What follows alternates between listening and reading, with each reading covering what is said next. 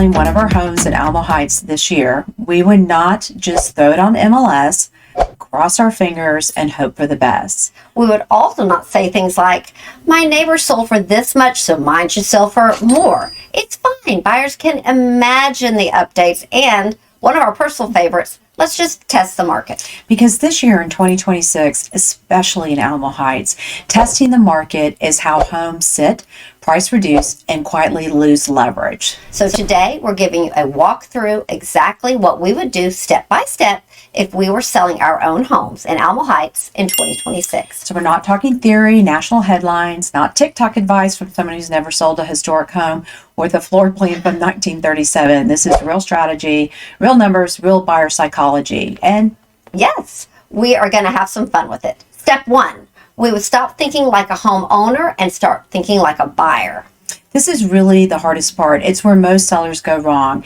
As a homeowner, you see emotion. You see where your kids took their first steps, the dining room where every holiday happened, the remodel you did in 2011 that felt expensive at the time, but buyers don't see that.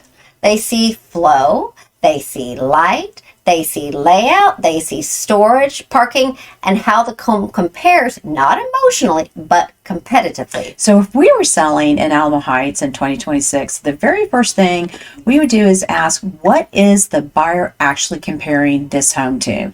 Because they are absolutely comparing it.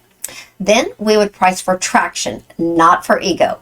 Let's talk pricing, lovingly, honestly, and with clarity. In Alamo Heights, price per square foot is not a formula, it's a conversation. Mm-hmm. We would never price based on what Zillow says, what a neighbor listed at but didn't sell for, or what I need to walk away with. Instead, we would price for momentum.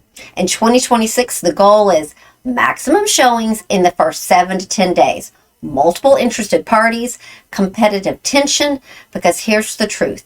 The market is most excited about your home before it knows it can wait.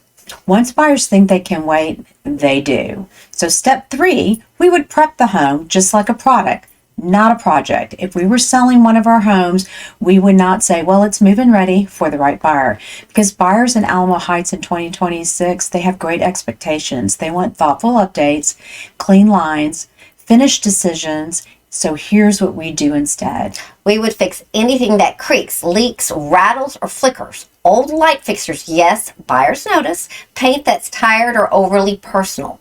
We would simplify closets. Buyers want space, not your wardrobe. Bookshelves, kitchen counters, bathroom counters, and I would absolutely stage or pre-style a home to highlight the scale and flow. Because buyers don't buy square footage. They are buying how a home lives. So step 4, we would control the first impression everywhere. In 2026, your first showing doesn't happen at the front door. It happens on the buyer's phone, on their laptop, a lot of times at midnight when they can't sleep while someone's sitting on the couch watching Netflix. So if we were selling, we would make sure that the photography is editorial level, not just good enough, that the video is telling a story, not just a walkthrough, and floor plans are clear and easy to understand. Because buyers decide how they feel about your home before they ever step inside. And once a feeling is formed, it's very hard to change. Step 5, we would market like the buyer is watching, because they are. If we were selling in Alamo Heights in 2026, we would assume our buyer is sophisticated, well educated, and they are watching how the home is being presented.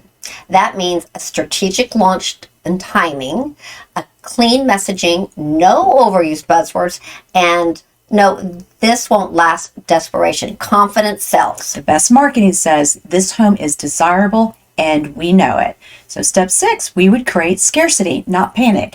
Here's a big one. If we were selling one of our homes, we would never chase the buyers. We would limit showing windows strategically, control availability, and create urgency through professionalism, not pressure. Buyers in Alamo Heights don't respond to panic. They respond to clarity and confidence. We would also negotiate terms, not just price. Price is only one piece of the deal. If we were selling in 2026, we would look at timing, leasebacks, repairs versus credit, appraisal strategy, buyer strength. The best offer is not always the highest number. It's the one that actually closes smoothly and on your terms. Step 8, we would expect clear communication, and constantly. If we were selling our home, we would expect weekly updates, honest feedback, clear next steps. We want zero guessing as a seller, and we selling our home we know is stressful enough, so you should never be wondering, well, what's happening with my home? We would also want to work with someone who sells in Alamo Heights, not just real estate. This matters more than ever. Alamo Heights is not a cookie cutter market. It's not a one size fits all neighborhood or a place where generic strategy works. We would want to work with someone who understands the block by block value, buyer behavior, architecture, and how to position a home within its microclimate. Because details make money. So if we were selling a home in Alamo Heights in 2026, we would price with intention, prepare with strategy, market with confidence, and negotiate with clarity. And most importantly, we would never leave the outcome to chance. Selling well isn't about luck. It's about doing the right things in the right order with the right plan. I'm Caroline. And I'm Suzanne with Park Properties Group. If you're interested in selling your home, or if you want to make sure that you sell your home smoothly, now's the time to talk.